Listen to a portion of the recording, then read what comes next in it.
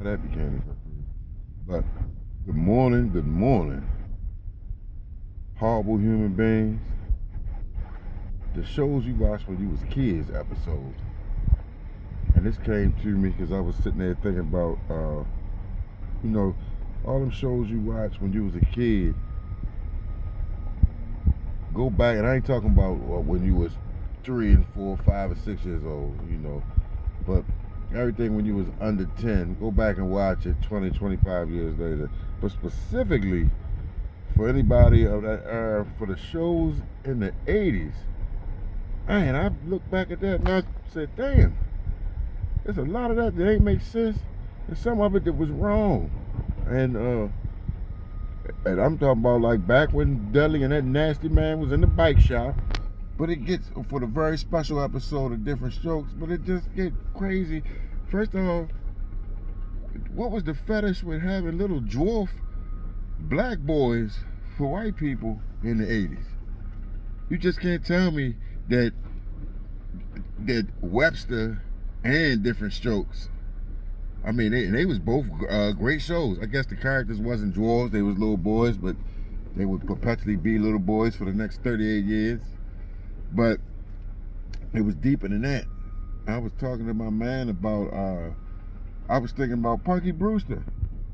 When could you ever when could an old man take a little 6-year-old girl, a little white girl at that, and her dog, into his apartment, take her and raise her with no governmental validation from no government agency whatsoever? The best they had was Cherry and her grandmother. I think Cherry's mother was getting high. Cherry and her grandmother next door helping the old man out. The old man had to be like 73. This man, that ran for a while. I can't believe it. That little girl, Punky, grew up on there. That don't make no sense. You used to sit there and watch the 18 every week, Blood of 18 when they come on. And they didn't question as a little kid how all four of these men who ran away from the war or got away from the war came together. But now you look back on it, it's believable that Hannibal was in charge. And it's even believable that B.A. Baracus, a.k.a. Clubber Lang, who knocked the fear out of Rocky around Rocky 3, it's believable that he was in the Special Forces. But you telling me y'all got a man named Face Man who ain't got no special ability other than he's a pretty boy who act, like my man said, I guess he's the con man. He literally is the Face Man. I don't know what the hell kind of Green Berets or Special Forces he was in. Y'all got a guy who flies the helicopter, and in every episode it ain't gonna need a helicopter. But you still got a pilot who is out of his mind insane, but we'll put everybody's life in his hands on the regular. Frequently, and by frequently I mean every episode, that 18 go to town, they get the job done. And they whip ass down there. And they also shoot 200 bullets. They don't never really hit nobody. And they don't never really kill nobody. They'll knock you out. B.A. Baracus will break your jaw, but that's about it. Then they'll turn you over to the police without themselves ever getting turned over.